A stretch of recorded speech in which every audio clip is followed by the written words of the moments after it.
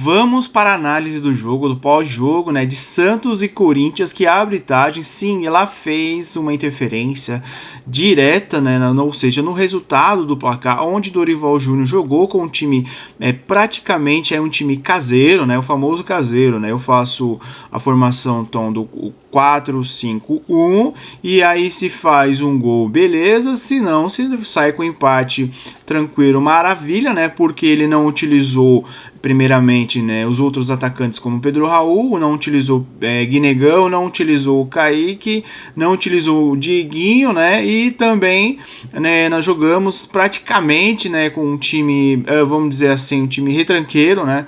Ele apostou 100%, né, no contra-ataque, né, porque o Santos precisava do resultado, né, vinha no 4-3-3. Desde já deixe seu like, curta, compartilhe com os amigos, inscreva no canal, né, para que possamos então divulgar melhores conteúdos. E vamos para os melhores momentos do jogo, né. Praticamente aí o Santos, né, vindo com ataque total, o primeiro gol anulado, né, corretamente, sim, né, do lado do Santos.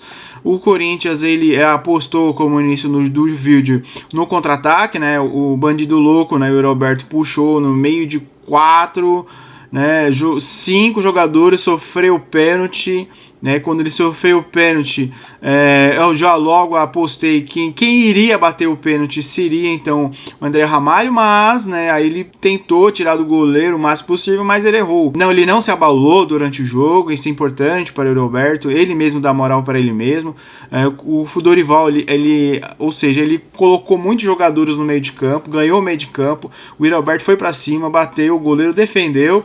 Né, nós tivemos então Carrillo entrando no jogo, no jogo com potencial, o Bidu quase fez o gol e o Roberto aproveitou, então deixadinho, então bateu no contrapé do goleiro e fez o gol do primeiro gol. O Corinthians teve mais 5 oportunidades para matar o jogo, né, que precisava matar o jogo, né, parecia que o Corinthians fez um gol e agora bateu, né, o sono, começou a dormir, não aproveitou as oportunidades dentro do jogo. Eles também teve uma outra oportunidade também pela esquerda, né, também com o Roberto, aí ele chutando, né, quase fazendo um gol. Aí então nós tivemos outra oportunidade também com o Corinthians na outro contra-ataque fulminante, nós tivemos ou seja, uma falta assim apontada corretamente, né, pelo juiz. Parece que o juiz no jogo ele perdeu a mão, né, o juiz que começa a dar amarelo, aí você começa a ver que o juiz é fraco, né? Como diz o Carrillo, né?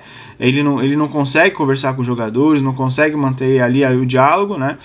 E aí, obviamente, distribuiu o amarelo, né? Foi um show de amarelos durante o jogo, né? Não foi um jogo faltoso, assim, mas foi um jogo que todo mundo estava nervoso durante o jogo, né? E o Bidu aí quase fazendo o gol, que precisava, né, fazer o segundo. Se tivesse feito o segundo, né, tinha um pouco mais de tranquilidade, mas por isso o Corinthians parecia que estava faltando algo diferente no jogo, né? E obviamente aí tivemos uma falta horrorosa, porque nem foi falta na verdade, né?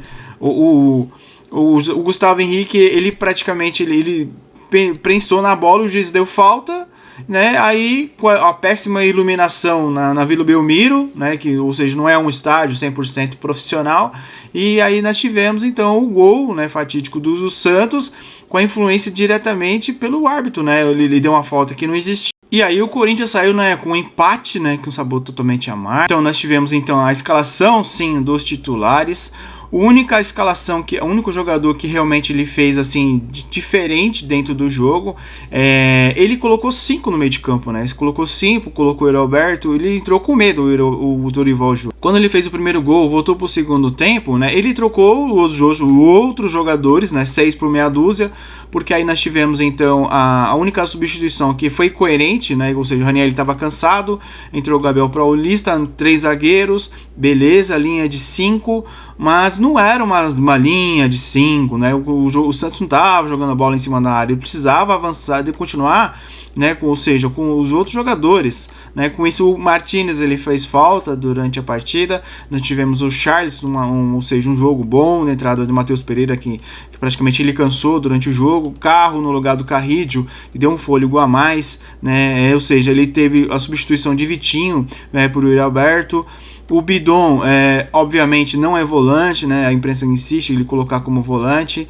eu colocaria, né, o Pedro Raul sim no lugar do Bidon. Por quê? Porque você manteria a formação, né, de 4-5-1. Com essa formação que o Dorival fez, ou seja, no segundo tempo, essa doideira, não ter colocado um centroavante pelo outro, né, você vai jogar na formação de 3-7-0, né? Não tem um atacante. E aí os atacantes que deveria ter segurado a bola lá na frente, sim, deveria ter sido o Pedro Raul ou o Pedro Negão, né? Obviamente. Com isso ele poderia ter colocado, sim, ou o Bidon, tirado ele, colocado Kaique, né? E tirado, ou seja, o Raniel e colocado o Pedro Raul para poder segurar a bola lá na frente, né? O famoso paredão, né? Obviamente, o Dorival tem uma meia-culpa nisso, porque deveria ter sido escalado, né, um time um pouco mais diferente no segundo tempo, né? Com uma substituição de segurar a bola lá na frente, porque você já estava ganhando o jogo de 1-0. Se você coloca, tira os atacantes, vai colocando o zagueiro, vai tira o meio de campo, vai colocando o volante, aí você vai chamando o time lá dos caras para cima. Então já deixe seu like, curta, compartilhe, né, inscreva-se no canal. No próximo jogo, o Corinthians, ele precisa vir diretamente com um time misto, né, ou seja, começar com um time aí mais ou menos. O Bahia, porque no outro jogo você já tem o Flamengo, né, e com esse o Memphis Depay no próximo jogo já precisa vir jogar um tempo já considerável para poder pegar mais ritmo de jogo. Então, o próximo jogo, o Corinthians vai enfrentar então o Velo Clube, né? Ou seja, ele enfrentando o Belo Clube, dá para colocar um time já praticamente reserva. Aí você vai colocar os jogadores lá. No segundo tempo já pode ir colocando os titulares, né, para poder reverter a partida, né, porque eles têm obrigação por isso que eles ganham mais. Quem ganha mais tem que jogar mais, né? Ou seja, jogar mais por resultado. E aí, na verdade, já contra o Bahia, dá para se jogar um time misto. E aí, quando o Flamengo, já força total para poder ganhar então o jogo, porque o Flamengo não é um time do Santos, com todo respeito, é um time, sim, um pouco mais qualificado, né, com jogadores já de nível de seleção, respectivamente, né, de cada país. Então o Dorival Júnior precisa abrir o olho, né, ou seja, nessa inconsistência de não substituição de jogadores, ou seja, deveria ter tirado o Yuri Alberto um pouco antes e colocado o Pedro Raul para poder fazer um paredão, mas ele tem essa cisma que acha que fazendo um gol dá para colocar, né, o time totalmente na defesa, e aí, né, ou seja, o juiz no finalzinho do jogo, né, colaborou o resultado pela má posição de Dorival Júnior.